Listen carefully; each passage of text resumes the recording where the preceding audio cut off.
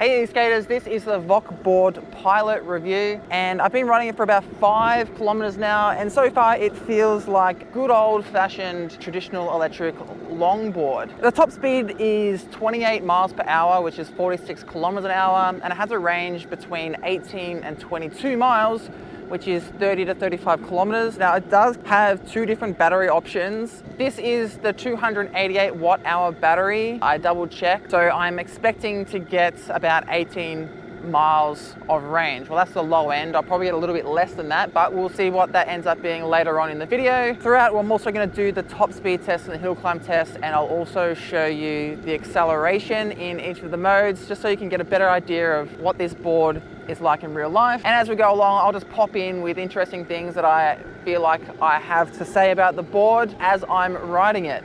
So far, it feels quite good. It's got 90mm 82A polyurethane street wheels, and they're nice and grippy. I feel like I can go fairly hard around the corners and not feel like I'm gonna slip out. I did feel a little bit of spinning going over some gravel on some footpaths and that kind of thing, but that's pretty standard for street wheels. I wouldn't say it's any worse or better than any other wheels out there on the Vokboard Pilot. Couldn't find much information on the trucks. They literally just say skate trucks. They're reverse kingpin, along with these bushings, which, yeah, I mean, they're fairly good for carving. I am doing a little bit of a glide here, so it feels good. I feel confident that the responsiveness is bringing me back to center fairly well. The deck is made of Canadian maple and bamboo, so it's not too stiff, but it definitely ain't soft. It's not bouncy at all. Like, there's a tiny little bit of give in the board, but it's more stiff than it is flexy, which I actually kind of like. It gives me a sense of suspension when going over bumps and cracks and that kind of thing, but I don't feel like I'm gonna lose control of the board because it's bouncing all over the place. When I said that I did check the battery capacity, it was super easy to open up the enclosure. If you just get an electric battery drill, there's 3 bolts that you have to take off, and you just literally pull straight up. It's got the nuts built into the deck, so you don't have to worry about having an Allen key on the other ends. As you can see, so getting into the battery is nice and easy. If you do want to pick yourself up some extra battery packs to carry in your bag to extend your range even further, that is doable. It wasn't that hard to open that enclosure. So it's running dual 1200 watt 50-55 belt drive motors, and they're fairly small in comparison to motors these days. But so far, I haven't noticed any kind of performance deterioration or a lack of speed or acceleration.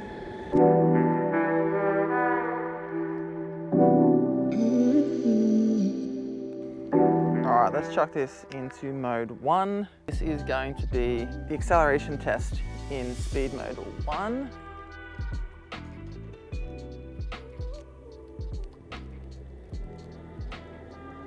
Yeah, wow, that is like really for beginners. That's 10 kilometers an hour, and it was super gradual. Let's jump into speed mode 2. This is acceleration in speed mode 2. Again, very gradual off the mark. Picks up speed, eventually up to 20 kilometers an hour.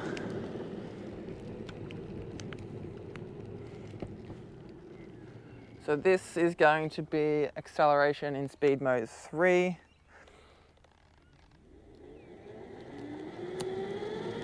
Again, quite gradual, but it does pick up the top speed very quickly, up to 32 kilometers an hour, 34, so 37, 39 I got up to. Whew.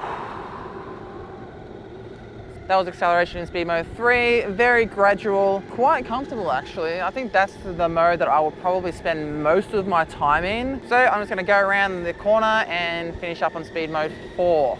All right, the last mode, speed mode 4. Whew, a bit nervous about it, but let's get cracking. Much faster off the mark compared to speed mode 3. And yeah, you really ramp up to the top speed super fast I'm not pushing it to the max because that's when the speed wobbles happen, when you accelerate too fast and you're not ready for it. But I am hitting 40. Yeah, I've had enough. 41 I saw on the remote. 41 was what I was able to get. And I wasn't quite pushing it to the end. So 48, I think they said it was. 46 was the top. Yeah, 28 miles per hour. So yeah, I think that's definitely doable. That was super fast. I think I'll be sticking to mode 3 for most of the time, just because I like to cruise around and I'll get a better range in speed mode 3. Speed mode 4 takes a lot of power out of the battery, so let's just stick with that for testing's sake. I'm gonna head over and do the hill climb test, so I'll see you over there in just a second. Here we are, let's do this hill climb test. This is the hill. It gets to about 15% hill grade at some points. I'll head up in mode 4. Yeah, I'll do mode 4. It'll smash the battery, but I got a feeling it's gonna do pretty well up this hill, so let's give it a crack.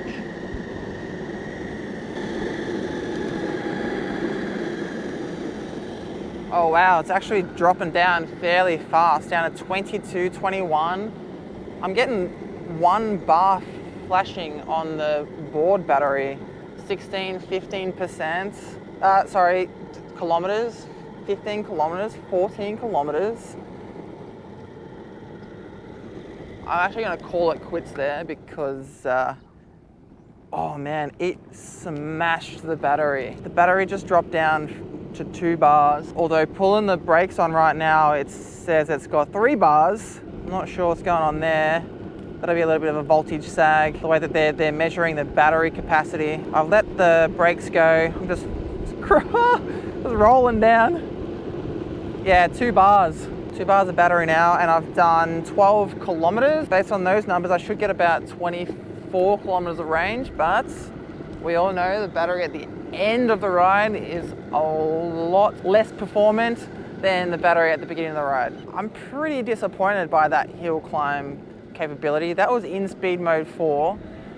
That is the first sign of those small motors being less performant than other motors available at the moment. So I've been riding for about 50 minutes or so, 55 and 14 kilometers, and my feet are starting to feel a little bit tired. I could put it down to the lack of shock absorbing grip tape, or I'm used to riding boards with cloud wheels, the flexible decks, things of that nature, but it could also be to do with the shape of the deck. More recently, we've seen boards come out with very flared edges, which gives you some kind of support to turn. You don't have to use too many muscles in your legs or your feet to turn or control the board.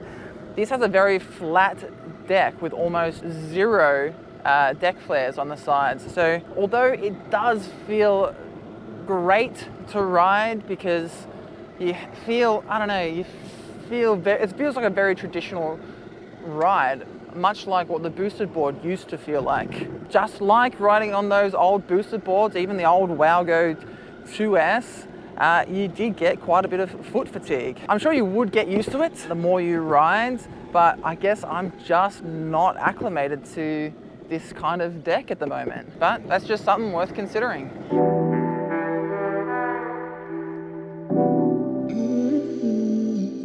Alright, that's it, eSkaters. That's the range test done. That's the entire Vokboard review done. In the end, I got about 23 kilometers. I'll put the miles just here because I can't do it off the top of my head that quickly. 23 kilometers. It was expected to do about 30 to 35. So if I'm assuming that 30 kilometers was what this small battery is supposed to do, then pretty much there, percentage wise. I never get the marketed range because I do all of the speed tests and the hill climb tests and all that kind of stuff. So 23 is not too bad. I will also mention that on the way home I had to climb a pretty steep hill, so doing that at the end of the battery is not great for it. It's definitely going to reduce the performance. And what I noticed was climbing the hill, it goes up and down. So on the ups, the board couldn't do 10 kilometers an hour.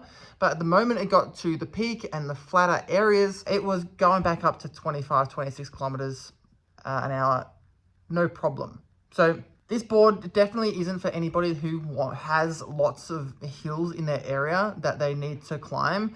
This board is great for commuters in city areas that have lots of flat area. This is great for riders who want to commute to work and have lots of flat areas to ride, because it definitely struggled up the hills during the test, halfway through the battery and at the end. My weight might have something to do with it, but I haven't seen a belt-driven board like this struggle with hills that much. So it would be interesting to see if a lighter rider could climb hills a lot better than this. Now, in saying that, even though it's not that great for climbing hills, this is still a very good electric skateboard for someone who just has cruising they want to do or commuting in flat areas. The acceleration in modes 3 and 4 were very good. The top speed is more than enough. And the range capability, I think it is definitely doable with more conservative riding. It's just a good traditional electric longboard. I mentioned it earlier on, it's like the boosted board. It feels a lot like how the boosted board and the original Wowgo 2S used to ride. It's very much like that. So if you're feeling nostalgic and you want to feel the good old electric longboard feel, then this is a great board for that.